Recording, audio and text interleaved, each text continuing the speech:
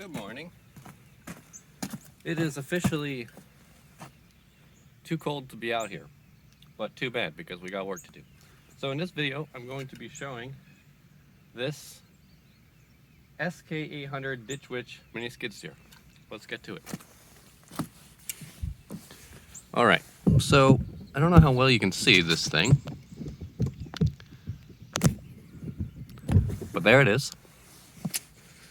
So for size-wise, it's about, mini compared to a normal skid steer. I've only driven it off the trailer and over here.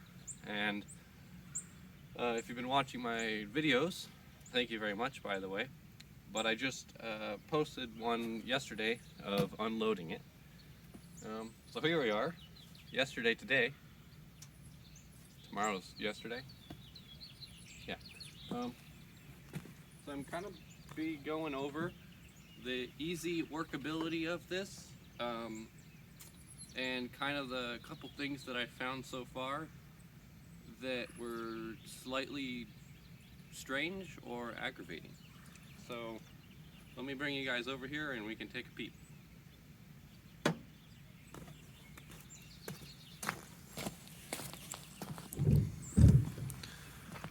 Alright, so one of the main things that I found just bringing it over here is, let me get this out of the way.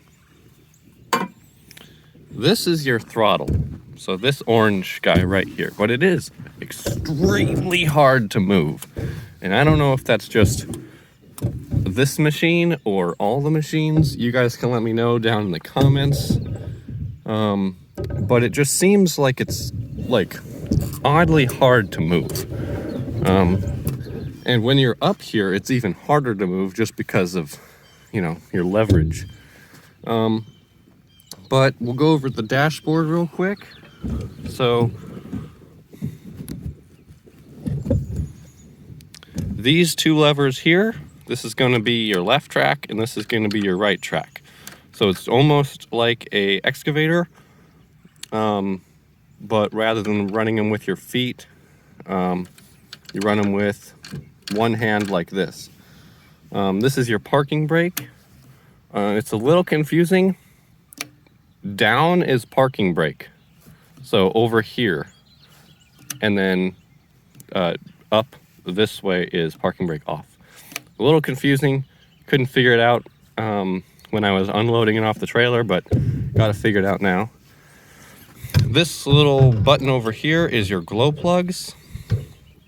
This is a cigarette lighter plug-in thingy. We got your temperature, and then hours, and then a couple different lights. Got an oil light, wait to start light, maybe glow plug light.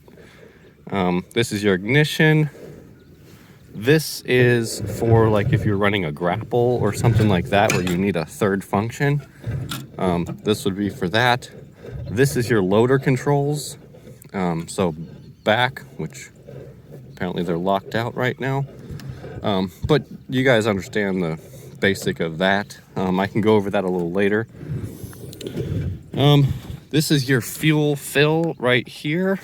This is your hydraulic fill right here, I believe. Just broke the tripod. Okay. So this little guy pops down and unlocks, and move that over there. And this goes up like that, so you can get to your fill areas. And then this is your gas gauge or your diesel gauge right here. You can tell by that. And then up here, you got, let's see if you can see that. Up there is I don't think you can see that. There we go. This is like a dry storage thing, so I guess you could put manuals in there, you could put snacks. It would probably fit a beer can, for anyone that is gonna do that. Lock that back in there, and we can take a little walk around this machine. This is it has a little rubber damper in there, so it takes out a little bit of the shock when you're driving around. It is a tracked machine. It's not one of the wheeled ones. It's got a 3-cylinder Yanmar 24 horse diesel. So plenty of power to move this thing around.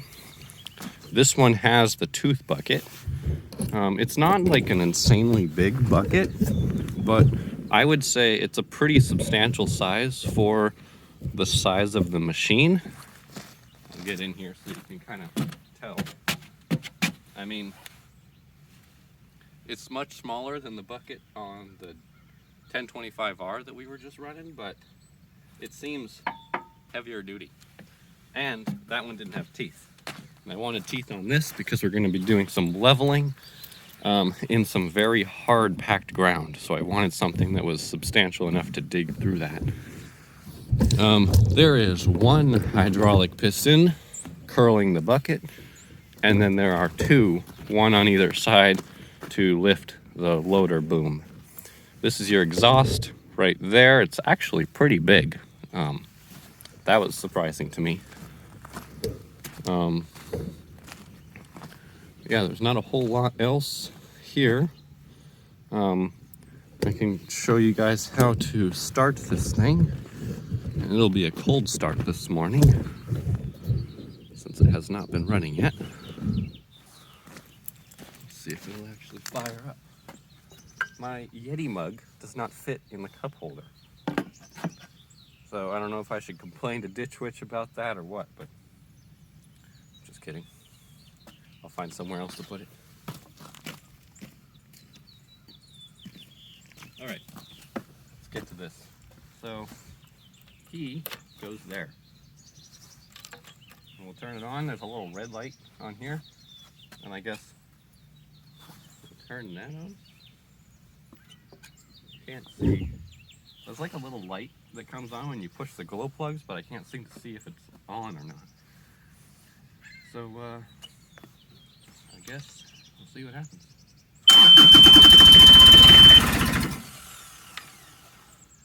Maybe give it some throttle.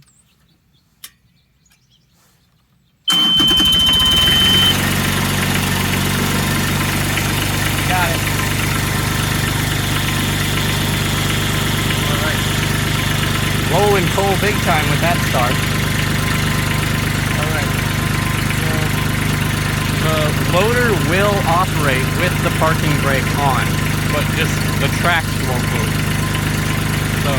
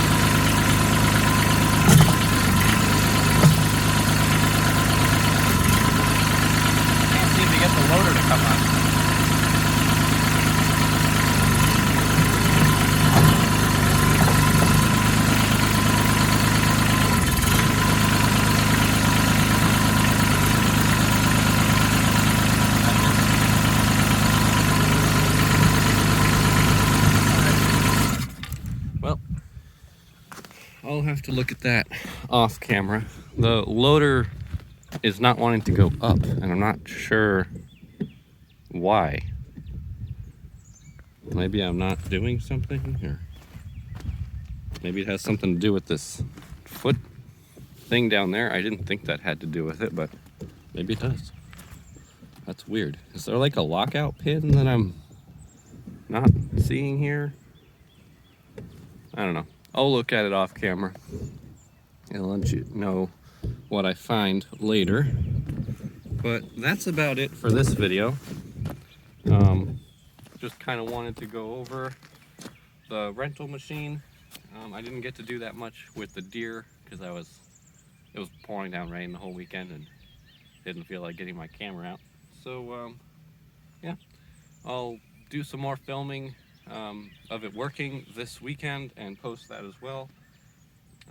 But hope you guys have a wonderful rest of your weekend and stay warm, get outside, play with some big toys, and see you next time.